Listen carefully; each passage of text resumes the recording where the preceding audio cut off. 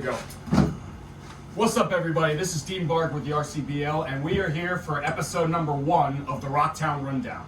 The Rocktown Rundown is a podcast we're starting. It's going to be weekly, where we're going to talk about everything going on in the RCBL. We're going to talk about the standings. We're going to talk about the last few games. We're going to talk about who was the player of the week. We're going to usually have a player or so, or a coach or somebody on to talk about whatever we want to talk about. And we're going to look ahead to the next week's game.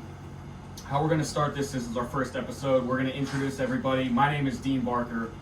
I'm a 2021 grad of Bridgewater College. I was the BC Voice sports editor there. Ross? Hi, my name is Ross Barker. I'm a 2021 graduate of Shenandoah University. I was a media and communication major there, and I played football there. I'm Tyler Carney. I'm currently a senior at Bridgewater College. I'm in media and communications major there, and I play lacrosse at Bridgewater. And our guest. I guess I'm the guest. I'm Derek. I'm a 15 graduate of JMU and a 10 graduate of Fort Defiance High School. And the pitcher, infielder, everything for the Bridgewater Reds. So we're going to take a look at what happened in the league this past week. Let's see if I can find the standings. Let's see. So his Bridgewater Reds are in first place all alone at 1-0. Let's see. Clover Hill, the Grottoes Cardinals, and the Montezuma Braves are all tied for second at 2-1. And then who else? Elkton's 0-2, and then the Bruins You are got the standings right there. Bruins, and then and the Newmarket Shockers. Newmarket Shockers are 0-2. Elkton's 0-2, and then Broadway's 1-1. So, how about Montezuma? They lost last night. They had a pretty good week. Ross? What did you see from that? From the game last night, Yeah. I think there's definitely potential. Like, I feel like maybe if they set the tone like at the start of the game, like maybe they could like turn some things around. But there's definitely potential with that team. Yeah, their problem last night. They beat the Shockers pretty bad. They didn't beat them as bad as Clover Hill did, but they beat Elkton earlier in the week, and then they beat Newmarket. I think if they can just keep their pitching under control, this should be a good team. Yeah. And they've been keeping their pitching under control. It just got out of hand last night. But you saw late in the game, their bats were there. Tyler, you saw this team for their opening night. What did you think? Well, obviously Robertson was really impressive. He's hitting 500 still throughout the week. I think he got on base 6 times as a leadoff man, 3 hits. They were really impressive. They were battling Elkton, who, they have their struggles so far, but talking to Chris Rush, this is something that he expects from his team, and he's expecting this good pitching. Like what we saw Will Craig retire the first 10, I think that night, and they looked like a team that hadn't had as much time off as Elkton guys have had. Yeah. And another team I thought did very well. We covered all 3 of Grotto's games this week. Yes. And that was, they lost to Bridgewater on Wednesday, but that was a heck of a team. They beat Broadway, who won the championship 2 years ago, 9-2. Dylan Nicely was a stud. He went 2 for 4 with 3 RBIs, and then last night he had a bomb. A Oppo Taco dictionary definition to right field. Yeah. I think that's a team that's. They've always got good hitting. It's going to be hard for them not to be in the conversation as of late. Coach Nicely said that the big thing for them is if they can get ahead in the game early, this should be a dangerous team. Yeah. Definitely. They definitely have the ability to. They go anywhere. They can set the tone basically, and even that game that they lost, they still played well. Yeah, and another team that I was very impressed by was Clover Hill. Yes. They lost, but they lost their opening game, but that was a very competitive game. They were in it the whole time, and had one of those calls gone their way where there was the slide at second base, I think they might have won that game. But they mercy ruled both Elkton and Newmarket. Newmarket, for those who don't remember, was incredible 2 years ago. They won 19 of their last 21 and won the RCBL title. Yes. Let's see. Elkton, as we talked about, it's a big deal for them to be back in the league this year. But, there's a reason that they weren't in the league last year. But I mean, Something I'm worried about with them that has come up was, I believe it was 9 players were college players on that team. Only 9, and 7 of them were pitchers, and most of them were bullpen pitchers. So they don't have a lot of power, and they have a lot of speed, which Sutton was really excited about, the manager down there. But he said that a lot of these guys are coming from travel ball with him. So a lot of younger guys, and something that I noticed in the Montezuma game was their hits weren't really getting out of the infield. Not till late in the game when, I think their first hit, Craig was just tired and something took a weird hop on a ground ball. Right. That the Elkton field was there's a lot of weird bounces that night. Something else with them is they just got to worry about the speed of these pitchers, especially a guy like Will Craig. Tech, yeah, he's a club guy at Tech, but they're not messing around. He had some serious, and then they had Alex Baleko, their closer. I mean, I don't even think they made contact with him. yeah, I think this team. I mean, they are. I noticed in the past they are pitcher heavy, and I think there's something good. There's good things about that, but you have to have solid pitching. And I once heard it said, perfect defense only guarantees a tie. They're not playing with perfect defense. I mean, their guys can hit if they got to bring their runners in. I mean, you don't bring your runners in, you ain't beating anybody. You could have 27 runners on base. If you don't bring any of them in, it doesn't matter. Is that Elkton or Montezuma? Elkton. Yeah, Elkton, yeah. Elkton, they're Even with pitching. good pitching, you still got to score 4 to 5 runs a game to win it. Yeah, and especially when you're playing, like, for example, Elkton's taking on the Newmarket Shockers. I remember the second game I ever covered for the RCBL 2 years ago. Elkton scored 5 runs. You score 5 runs 9 times out of 10, you're in the game, or you're winning it. If your pitchers are doing their job, you win it. But they gave up 23. Yeah. That ain't gonna happen. A team we forgot to talk about, Bridgewater's is actually tied for first place with the Stewart's Draft Diamondbacks, which is interesting because it was the Diamondbacks and the Reds for the title last year. This Diamondbacks team, I think their pitching, their offense, they're always going to have a good offense. I don't think anybody would question it. I think if they can just have better starting pitching, because they were in first in essentially every offensive category last year, but they were also in last in almost every pitching category. I think that's really a dichotomy you don't want, especially when you're getting down the road when it's playoff time. If your pitchers can't get it done, I mean, they were playing against Newmarket in the championship the first time they went. Last year they were playing against these Bridgewater Reds. I mean, their pitching held the final game. They held them to 2 runs, which is good, but oddly enough, it was their offense that didn't do anything. I think one of the things we talked to Coach Sandridge about is he said they need to be firing on all cylinders if they're going to win this thing. So we'll be interested to see what happens with Stewart's Draft, but I really like what we saw this past week. I mean, and Broadway, it's their first year under Bryce Strouderman. They won the championship in 2020. They had a little bit of a rough game at Grotto's, but last night I think they mercy ruled Elkton, which I mean may or may not be that big of a deal. But they scored anytime you score 18 runs, you're doing a good job. Now Elkton, another thing that Sutton said after their first game is he's missing some guys still. Yeah. So maybe they're hoping this first week is just an anomaly for them. Yeah. Because I know a big thing this season for Elkton was trying to stay competitive. Because I mean, last time they only won 4 games last time they were in the league. And you were talking about Strouderman as first year. Something that doesn't surprise me that they're going to play for him because he's an old teammate and they really trust him up there. And I think that's something I was talking about with him. Yeah, he knows the game real well. Yeah. I mean, he's a young guy. For him to come in there as the head coach says a lot. Yeah, where is he? EMU? He's coaching now. I believe so. I think that's what he said. But yeah, I think Newmarket they went 0-2. Nolan Potts is a heck of a coach. That team will be fine. Broadway will probably make a run. But yeah, I think it's going to be a competitive season this year because the only teams that are undefeated still are the teams that only played 1 game. Montezuma is always good, and they until late in the game. I mean, they were getting beat 10-2. I think they came around. I think this is going to be a very competitive season. I'm looking forward to it. Yeah. Well, the man that we brought on the show today needs really no introduction, but we're going to give him one anyway. His name's Derek Shifflett. He's a pitcher, infielder, everything for the Reds.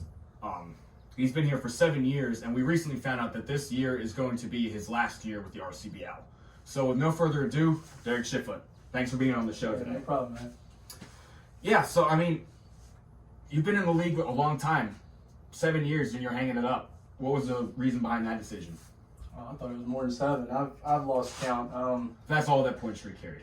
Yeah, last year probably should have been my last one, but talked to the wife, talked to the family a little bit, and the body's holding up okay. It's just hard to hang it up when you got friends on the team. I mean, Corbin, Blake, Chris, and a bunch of others. I mean, just those 3 alone, I played high school with. Yeah. Played college with Chris at JMU. It's just fun, and you don't find, like you just said, it's going to be competitive this year. You don't find that competitiveness many other places. I mean, I play other leagues. I play basketball. I play football. I play golf. I play pickleball now too. So, and they're all competitive, but it's not like this. Right. So I'll miss it when it's gone, but I wasn't ready to hang it up. So yeah, I mean, this is an interesting league. I mean, it's technically a college summer league. You've got high school, you've got college, you've got people like yourself who have been out of college for a while. Yep. And it's really an interesting dichotomy. I remember in the semifinals 2 years ago, Coach Shurfy was in the starting lineup. Yeah, that's on him. That's his own decision. He likes to jump in every now and then, but when the guy puts in as much work as he does and he busts his butt as much as he does, I mean, he can do whatever he wants. Yeah, I mean, that was probably the most epic interview we've ever had for the league. I mean, Yeah, I was there, and Coach Shurfy was very, very, very clear that they had every intention on winning the title, and he believed that they could do it. But honestly, like, some people might laugh, and I think, well, it's kind of funny, but it's like, that's the kind of confidence you got to have going into the season. Like, if you don't have that Bridgewater confidence, has 19 titles for a reason. Yeah, you don't have that confidence in yourself, you don't have that confidence in your team, then you're not going to do anything. Yeah. If you ever want a hype man, call Shurfy. He's a character. Yeah. I mean, we couldn't get into the interview. You were the only guy who responded to an interview request when I was writing the preseason articles this year. Okay. Like, if you notice, it was like, Shifflett said this, Shifflett said, Shifflett said. Well, you texted me and I responded, so I mean, I'm not gonna leave you hanging. Yeah. So you've been playing baseball your whole life? Yeah, I mean, I've been around sports my whole life since I was able to walk, and I mean, I don't want to say it defines who I am, but I don't ever see myself giving sports up. I mean, hopefully the kids will want to play one day and go from there. So What do you do for work? I'm a real estate appraiser for a career, but I also have some investment properties that I rent out and stuff like that as well. Okay. Flip some homes. How hard is it for you to balance baseball on one hand? I mean, this is probably why you had to retire, but you had baseball on one hand and these 2 other jobs on the other hand. It sounds like a lot. Yeah, I mean, I'm very fortunate. I work for myself, so I can kind of make my own schedule. Yeah. But then, I mean, you talk about somebody like Chris Huffman who's been busting his butt, and I mean, he was coming last year. He'd get off work at 7 o'clock, and he'd be at the game by 7:20 and ready to roll. So I've been very fortunate, but I watch around the league these guys that work their butts off and they show up and play, and I just don't know how they juggle it. I mean, it's a lot, but luckily for me, I've been very fortunate in the work aspect of things. Yeah. You guys have any questions? I mean, this ain't my show. I was gonna ask you about last season because I'm new, so I was just looking at last year, trying to get the lay of the land, and when I was writing preseason, and I noticed how tight the league was. How do you guys? You're a veteran. How do you what's an advice to have for getting over that? How tight? Everyone's the same. Can't figure out how to describe. Everyone's good. So how do you take that to the next step and win it? I think team chemistry has a lot to do with it. We've been playing together for a while. When I joined Bridgewater, I mean, I used to play for the Diamondbacks because I lived that way, and I was really good friends. Tinker Kaiser is one of the best coaches I've ever had. He's a great guy. I have all the respect in the world for that man. And when he decided to hang it up and move on, I actually ended up buying a house up in Bridgewater, and so I just started kind of asking around. Teams, there's a lot more teams up on the north side. Yeah. And so I just started asking around, and Tyler Bocock and Brian Bocock and Corbin and a couple others were up here at Bridgewater. And I just kind of got on, and ever since then, it's always been a different team, but there's always been kind of like the core group that's kind of moved along. And I think team chemistry has a lot to do with it. I mean, just like you said, when Elkton came back into the league, they're going to have growing pains because they didn't play last year. And it's not just because they didn't play baseball. They weren't around each other. Right. So, I mean, I know how Corbin acts. I know how Gray acts. I know how Chris acts and Blake and all. I mean, and even the new guys that we got last year, like Liam and Noah and stuff, now I'm more accustomed to who they are as a player, as a person. I mean, we go to the house sometimes on the weekend and just have a beer together and hang out. And it just kind of helps on the field. I mean, we're out there to have fun. I mean, you're out there to win and compete, but you're out there to have fun with your boys. Right. So, Right. yeah. I guess one question I would ask is, you being in the league for a very long time, this is a very competitive league, and it's, other than the major leagues, it's the longest standing baseball league in the country. So, like, I guess for someone new to the league or someone looking to join the league, what advice do you have for them? Just enjoy it. I mean, we're fortunate enough to have something like this in the area where you don't have to travel very far. I mean, I've got friends, North Carolina, Maryland, stuff like that, and they've got leagues, but it's just not the same. I mean, the adult leagues, I mean, you have 45-year-olds out there swinging wood bats, and I mean, this league, it's not college baseball, but it's pretty darn close. I mean, it's a lot of college guys, a lot of high school guys, and while you can compete, you can also have fun. So, and I mean, I know a bunch of the guys on all the other teams and stuff, and I mean, you get hostile on the field a little bit, and you want to win and compete, Yeah. but they're still your buddies after the game. It's just like your buddies after work. That's one thing I remember about the semifinal game 2 years ago. Like, it's a game I will never forget. I mean, it was a loss for you. I remember this guy showed up like 5 minutes before the game. I think you had a bachelor party the night before. Oh, And he showed up like walking in with sunglasses and a bag in his left hand, just Yeah. walking in 5 minutes before the game, goes out and pitches 9 innings. And I remember it was a 14-13 loss where you guys scored like 5 runs in the last inning and made it. Like, everybody thought Gray's ball at the end was going to get through for that walk-off. But even after that, I see in the video while I'm taking an interview with Potts, everybody's talking in the background, both teams laughing. It's very, very competitive, but everybody knows everybody. It's that kind of league. you got a good memory. I'll give you that. Good day. Yeah, I mean, you want to win, and at the end of the day, it's about winning, but it's also about having fun and building relationships and stuff like that. I mean, we're going to Clover Hill on Monday, and whether y'all see Sherfy's interview and he says, "Oh, the arch nemesis" and stuff like that. I mean, they are. I mean, it's a good rivalry. But I play golf with some of those guys. Yeah. So, I mean, at the end of the day, you want to win and you want to compete when you're in the other dugouts. But after the game's over, you're still humans. Yeah. So, I mean, this year, obviously you want to defend the title, especially because it's your last. What do you think? I mean, because last year's team, I didn't get to see any of the games, but Stuarts Draft was the best team the whole season, and you were able to beat them in the championship. The year before, you guys didn't. You were the number 7 seed heading into the playoffs, and you were able to sweep Clover Hill. And even though it was a sweep against Newmarket, all but one of those was 1-run. I think there were 2 or 1-run games. What's going to be the key to doing it this year? Well, everybody has their different opinions. I've always thought that pitching wins games. I mean, obviously you have to score runs, but in this league, I think almost all the teams can put runs together.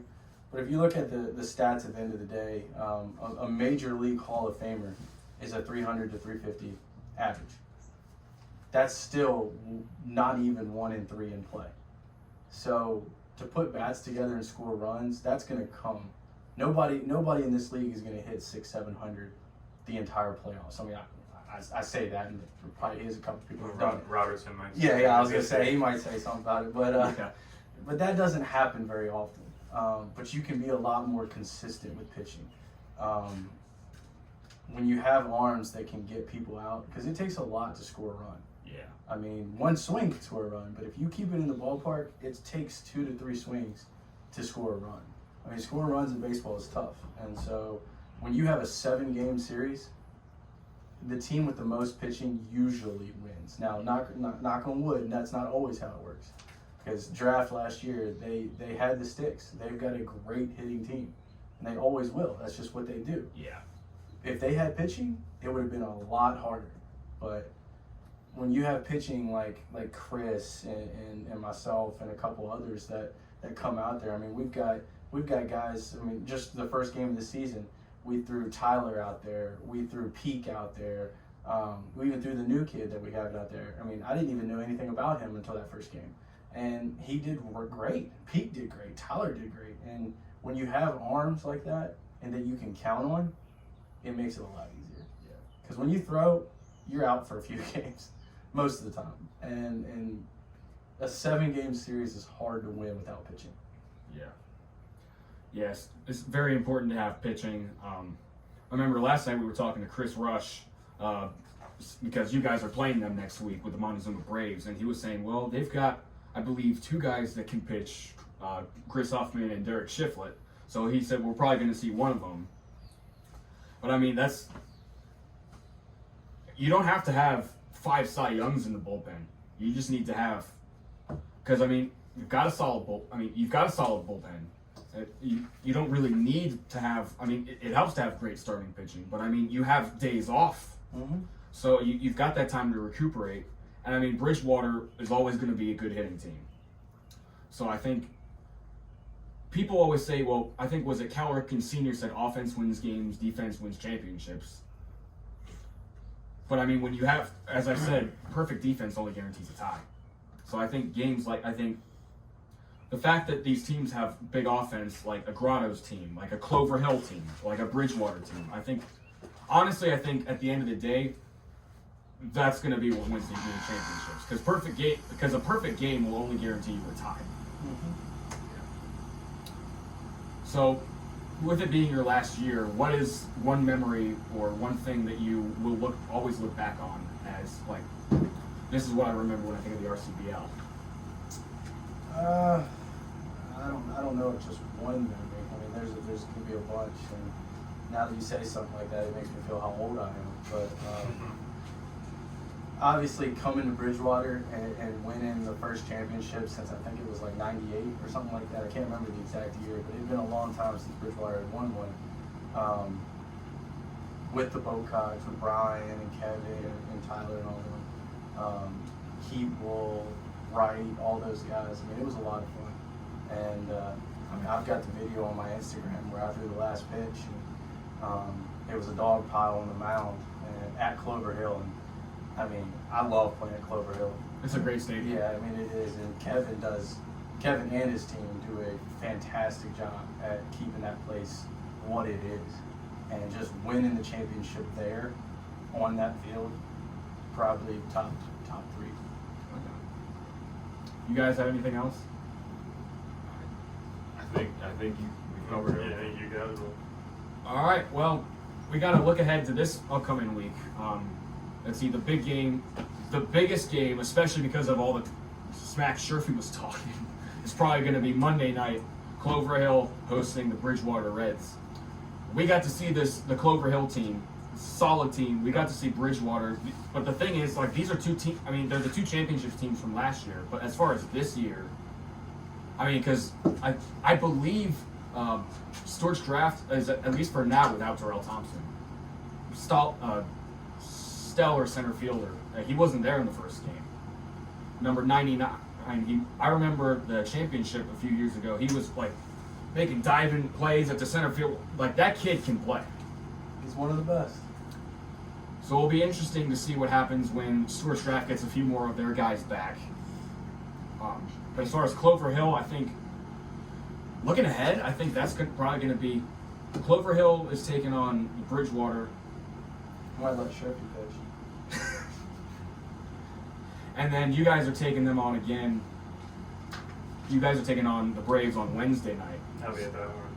Yeah, that's going to be a big game to cover. And then, I forget what night it is, but Grotto's is taking on Stewart's draft. That should be a very big Monday. game.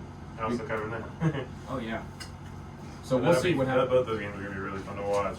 two really good. It'll be a big hitting game. Yeah, I think Reds Braves for sure going to be a big hitting game. Be fun to watch the mound. I think the key to that to both of those games is going to be the composure. Yeah, Because I think these pitchers they're going to give up these runs, but they Yeah. got to keep pitching because they're both such good pitching teams and they're such good hitting teams, and they're going to score. I think How whoever can you handle getting whoever's getting calm outs? there, I think, is going to be the one who wins. And I think, honestly, let's see, those are all experienced teams. Like, I mean, Grotto says they got a bunch of new guys, so I think that would be the only concern I would have. But I mean, you've got guys like Tucker Garrison, you've got the Nicely twins, who, my goodness, they can play. Yeah, something I was talking to Nicely about before the season started was their bullpen, because he said their fault last year was they'd have alright start, like, all their starting pitchers were alright, or they could go in and you could trust them with the game. But once you pulled them out, he's like, well, there's only a handful of guys that you really knew that exactly what you're going to get from them, and that's something with the new guys he's brought in that I think will really help them, and that's something I'm excited. I haven't seen the Cardinals or the Diamondbacks play yet this year, so I'm excited to see that on Monday. Yeah, I think I'm scheduled to go down and cover 2 games with the Diamondbacks this week. What's the name of that stadium? I was Yeah, you're on Wednesday and Friday. But yeah, the Diamond Club. The Diamond Club. It's always a fun place to go and watch the game. I remember when we covered the championship game 2 years ago. We went down there. It was crazy because they gave us all those coupons. And we stuff. had like a pizza, breadsticks, a bunch of hot dogs. It was like, You can eat well there. oh yeah, they feed you good down there. So I'm looking forward to heading down to the Diamond Club. We've covered 2 Cardinals games this week. We went to Clover Dome, and then last night we were at Zuma. It's a lot of fun places to go and watch the game this year. Like everywhere you go, I mean, Elton has totally refurbished their field. Oh yeah, when I was there last Monday, great. I mean, the field itself, there were some new kicks. You could tell it was a newer field. A lot of dirt getting kicked up, but around it, I mean, it was great. We weren't in the press box. The PA guys were, but we were right behind home plate. They got the branding everywhere. It's a nice place to watch. They got the pictures up. Yeah, Not bad. I'm It's looking fun to forward. hit there. It's not fun to pitch there. Why's that? It's a short field. It's a very short field. Didn't actually no home runs, but Braves put up 10 that night. Braves are always a solid Yeah. club. They were fun to. They were getting really aggressive, which is something Rush talked about at the beginning of the year. Was they're getting aggressive at the base run. They're dancing. I think that kind of led into the. Yeah, the game young- ended last night because they were because the guy was trying to tag up and he overran third base. And he was safe at first, but he thought that they called. somebody everybody was thought he walking gonna call off, him out. and he was walking off, but and they didn't turn around. But at that point, it was too late. He just Yeah. tagged him. Chris is a good coach. He's always going to be aggressive. We got him on. We got Chris Rush out on video after the game. Just like for a good 30 seconds. Sounds Rush about is right. funny. They were talking about that. The aggressiveness, I think bled into the Elkton young pitching staff, because they were out there when they would get, Robertson kept getting singles, then he'd make it to second base on a steal or another knock. He'd sit there and dance. And he would mess the pitchers. It was definitely messing with them, because I think they drew. I think they only got struck out 3 times, and they drew, I want to say 9 or 10 walks.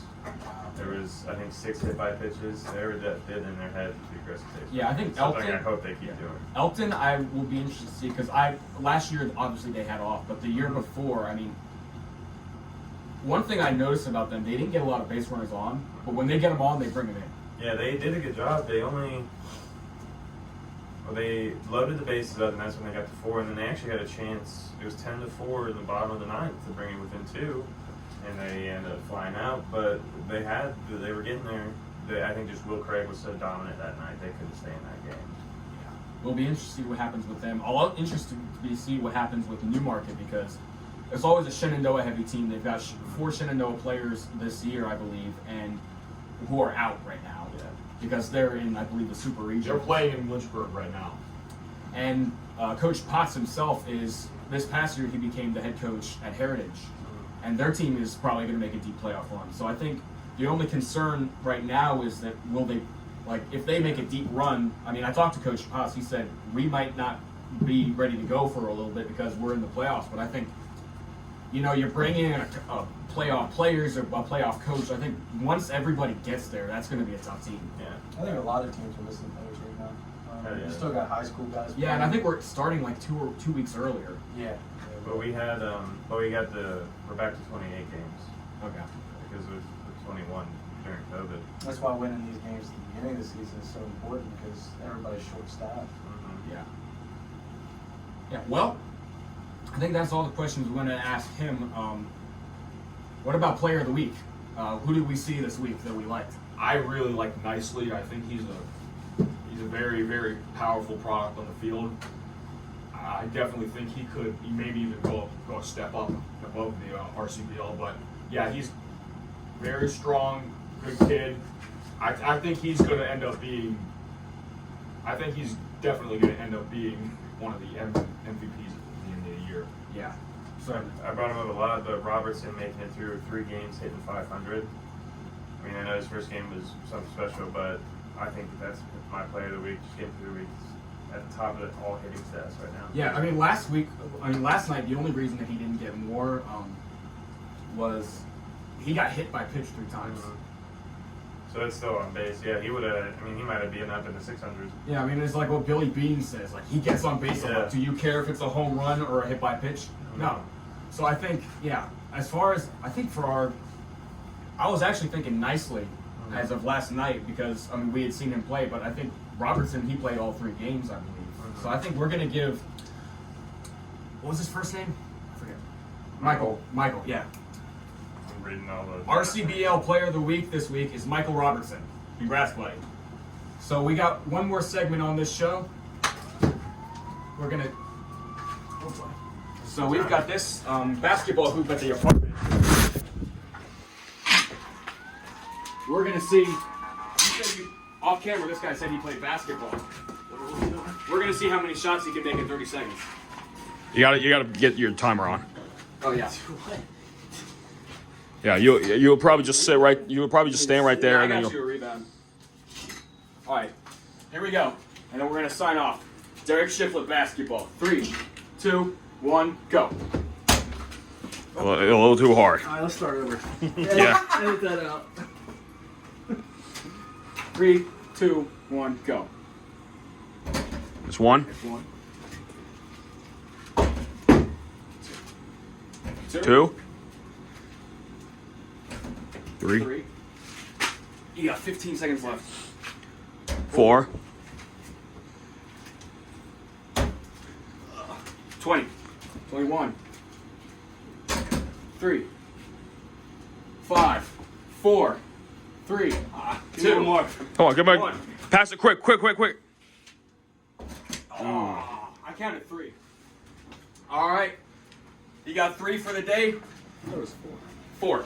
We're counting 4 for Derek Shifflett. Thanks for being on the show, bud. We'll see you next week.